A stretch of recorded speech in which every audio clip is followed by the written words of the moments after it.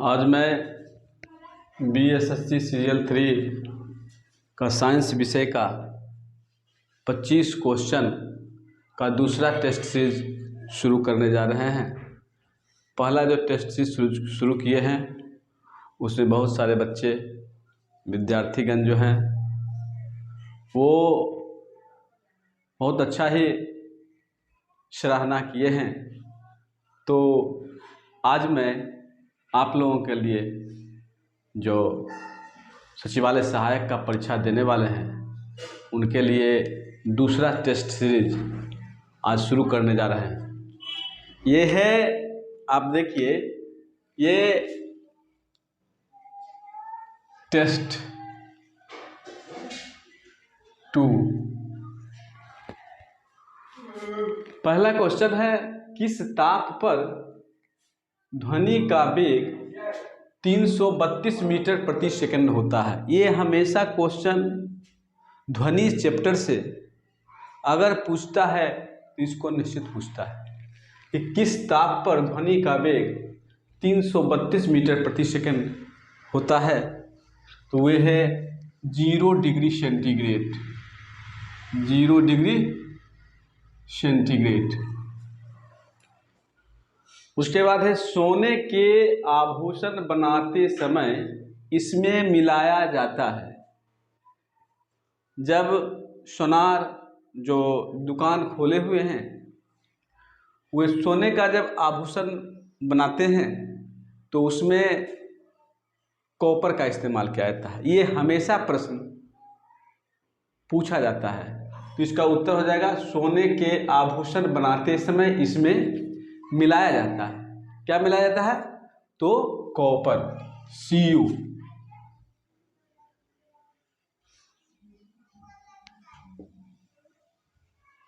तांबा मिलाया जाता है, तांबा। कॉपर नहीं होगा, तांबा होगा। ब्रह्मांड में कौन सा तत्व सर्वाधिक मात्रा में पाए जाते हैं? ब्रह्मांड में कौन सा तत्व सर्वाधिक मात्रा में पाए जाते हैं? इसका आंसर हो जाएगा हाइड्रोजन। हाइड्रोजन।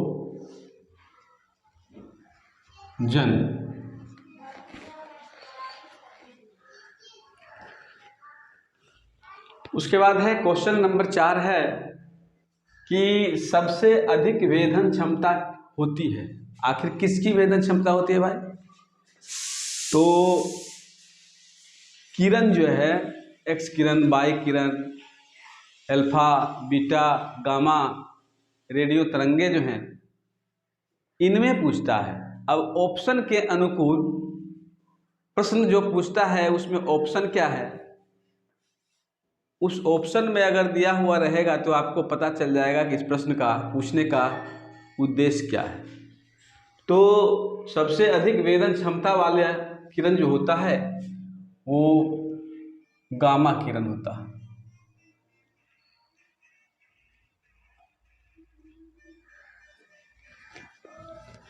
उसके बाद है, ठोस कपूर से कपूर वाष्प बनाने की प्रक्रिया को कहते हैं। कपूर से वाष्पित होने की प्रक्रिया जो है वो कहलाती है ऊर्ध्वपातन। ऊर्ध्वपातन।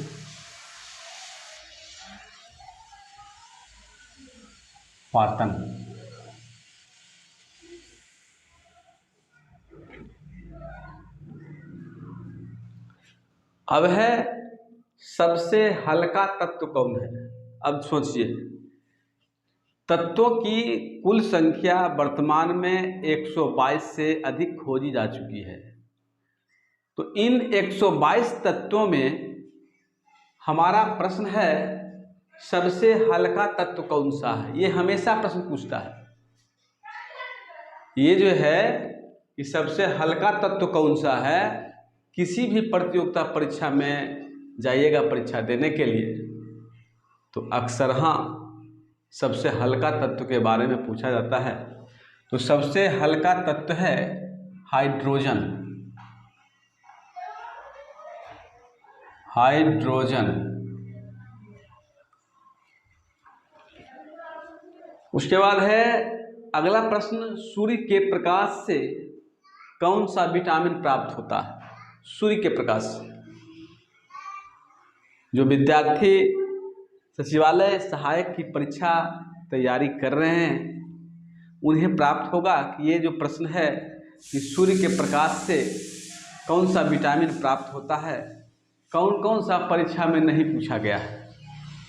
तो जितने भी परीक्षा में देने जाइएगा करीब करीब 80% प्रतियोगिता परीक्षा में ये प्रश्न पूछे जाते हैं, सूर्य के प्रकाश से कौन सा विटामिन प्राप्त होता है? तो उत्तर है विटामिन डी। इसका है विटामिन डी।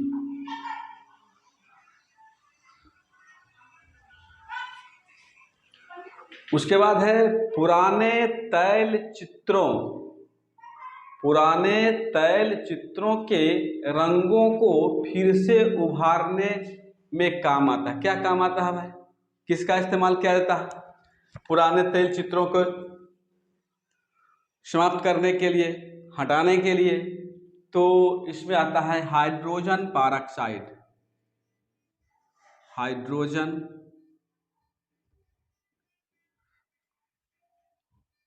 पेरोक्साइड।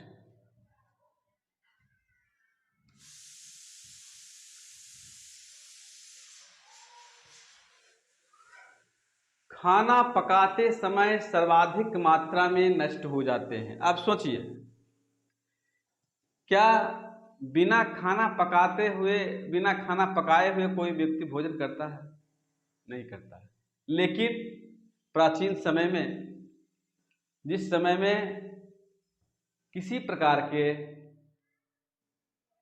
आवश्यक उपयोगी लाभदायक वस्तुओं की खोज नहीं हुई थी, उस समय बिना पकाए हुए भोजन का इस्तेमाल किया जाता था। लेकिन जैसे जैसे विकास हुआ वैसे वैसे प्रक्रिया को सरल बनाया गया। तो सरलतम प्रक्रिया में खाना पकाते समय सर्वाधिक मात्रा में नष्ट हो जाते हैं, ये प्रश्न भी बार बार पूछता है। तो क्या नष्ट हो जाता है भाई? खाना में क्या क्या रहता है? कार्बोहाइड्रेट रहते हैं, प्रोटीन रहते हैं, वसा रहते हैं, खनिज लवण रहते हैं, जल रहते हैं, विटामिन रहते हैं। इसके अलावे भी और कुछ रहता है। यही तो हमारा पोषक तत्व है। तो कभी ये क्वेश्चन के बारे में पूछे कि जब खाना पकाकर खाया जाता है तो कौन सा पोषक तत्व जो है नष्ट हो जाता है, समाप्त हो जाता है? तो इसका आंसर होगा विटामिन। विटामिन जो है नष्ट हो जाता है। अब है पृथ्वी के तल से ऊपर या नीचे जाने पर जी का मान। हमेशा ये प्रश्न जो है गुरुत्वाकर्षण चैप्टर से जो पूछा जाता है जनरल कंपटीशन में, यही प्रश्न पूछा जाता है। जी का मान, छोटा जी का मान और बड़ा जी का मान। छोटा जी को गुरुत्वाकर्षण नियतांक कहते हैं, गुरुत्वीय त्वरण कहते हैं, और बड़ा जी को गुरुत्वाकर्षण स्थिरांक कहते हैं। तो ये है जी का मान, गुरुत्वीय त्वरण का मान, और बड़ा जी होता है गुरुत्वाकर्षण नियतांक या स्थिरांक। तो पृथ्वी तल से ऊपर या नीचे जाने पर जी का मान जो होता है वो घटता जाता है, घटता है। अब है कि जब बर्फ पिघलती है तो इसका आयतन, ये भी क्वेश्चन देखिए इंपॉर्टेंट है। जितना भी प्रश्न आप लोगों को बताया जा रहा है वो टोटल जो है परीक्षा से संबंधित है। 3 CGL के एग्जाम में आने की 100% सफलता मानी जा रही है।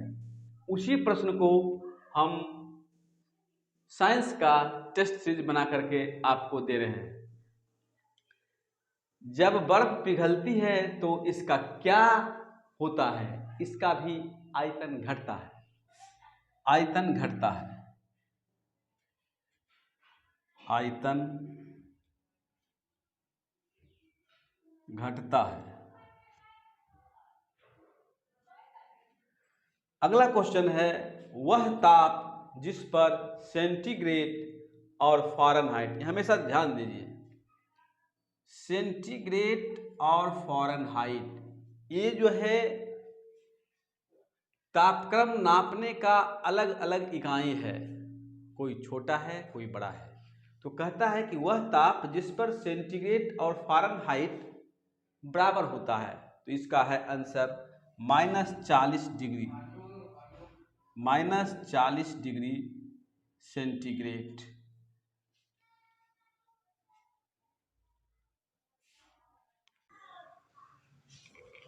अगला क्वेश्चन है, पृथ्वी का प्लायन वेग कितना होता है। ये भी प्रश्न जो है बहुत ही इम्पोर्टेंट है और हर हमेशा प्रश्न पूछे जाते हैं। तो पृथ्वी का प्लायन वेग है 11.2 किलोमीटर प्रति सेकंड। उसके बाद है, ग्रहों के गति, माने ग्रहों के गति को किसने प्रतिपादन किया। तो ग्रह के बारे में तो पहले ही आप लोग जान चुके होंगे। तो ग्रहों के गति को किसने प्रतिपादित किया, तो इसका उत्तर होगा केपलर। केपलर।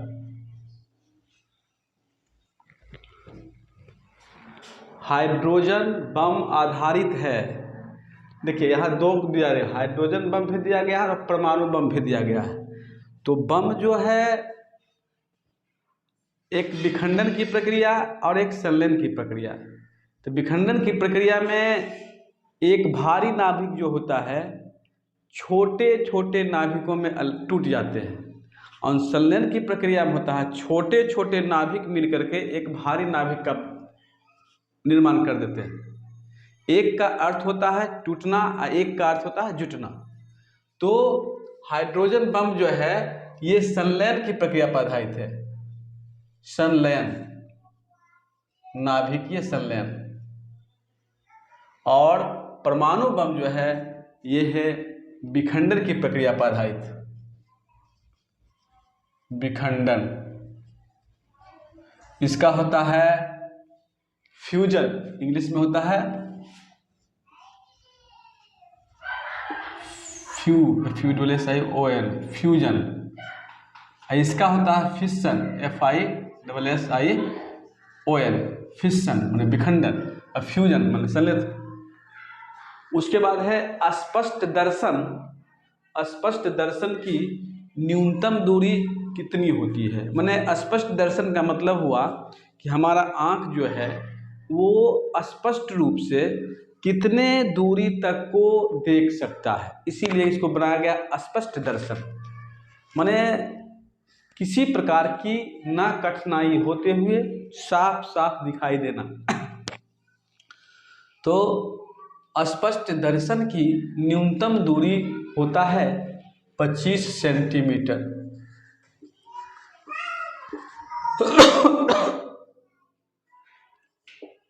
25 सेमी।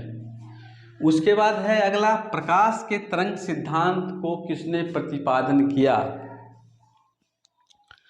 प्रकाश को सबसे पहले रोमर ने खोज किया था, जो कि हम इसके पहले वाले टेस्ट में डाल दिए हैं उसको। अब है प्रकाश का तरंग सिद्धांत। प्रकाश जो है अनुप्रस्थ तरंग है और ध्वनि जो है अनुदैर्घ्य तरंग है।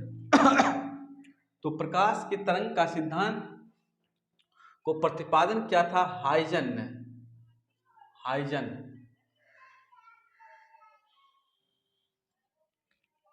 उसके बाद है यांत्रिक ऊर्जा को विद्युत ऊर्जा में कौन सा यंत्र परिवर्तन कर देता है। इसका नाम है डायनेमो, डायनेमो।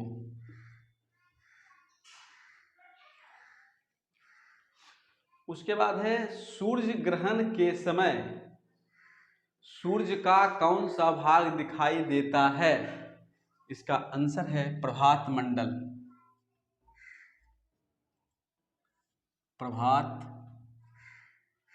मंडल, जिसको इंग्लिश में कहते हैं कोरोना। वनस्पति घी किससे बनाए जाते हैं? मतलब वनस्पति घी में किसका बनाने में किसका इस्तेमाल किया जाता है? हाइड्रोजन का इस्तेमाल किया जाता है, हाइड्रोजन का।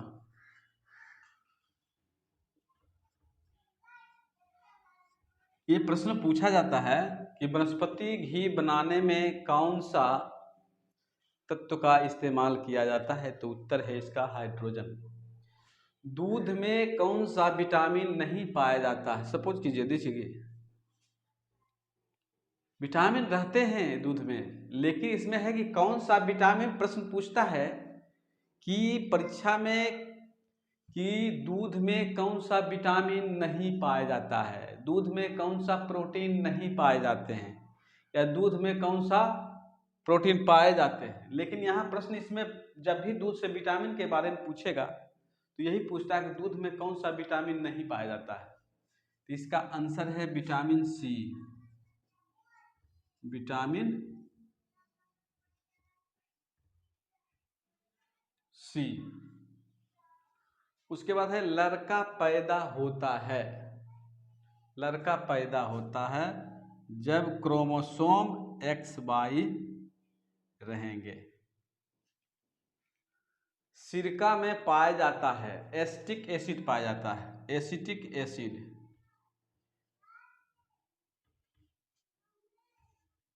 एसिटिक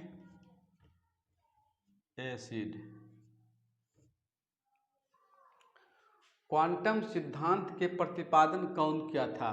यानी क्वांटम सिद्धांत जो है ये आपको सेल सब सेल में जब जाइएगा केमिस्ट्री में पढ़िएगा तो उसमें क्वांटम सिद्धांत आता है। क्वांटम सिद्धांत को प्रतिपादन किया था max Planck, max Planck, max Planck ने। इस तरह से आज का टेस्ट सीरीज 2 जो है हम पूरा कर चुके हैं और विद्यार्थियों से आग्रह है, अपील है कि इस टेस्ट सीरीज को सचिवालय सहायक के जो परीक्षा देने वाले विद्यार्थी हैं ये बहुत ही रिसर्च कर करके वीडियो बना के आप लोगों को उपलब्ध कराया जा रहा है और आप लोग इस पर 10 मिनट का 20 मिनट का टाइम दे करके पूरा वीडियो देखें और उसके बाद सब्सक्राइब कीजिए, कमेंट कीजिए और सलाह भी दीजिए। किसी तरह की अगर त्रुटि है उस त्रुटि को कमेंट के बॉक्स में डालिए उस पर, ताकि हम आगे की शुद्धता को बरतते हुए आप लोगों को एक सही वीडियो उपलब्ध कराने में सक्षम प्राप्त कर सकूं। इसलिए कहना है कि सचिवालय सहायक के लिए ये स्पेशल वीडियो बनाया जा रहा है। इसको आप लोग सभी विद्यार्थी जो परीक्षा देने वाले हैं इसको देखते जाइए। हो सकता है 50%, 20%, 30%, 100% भी लड़ सकता है, लेकिन लड़ने की गारंटी निश्चित एंड 100% है।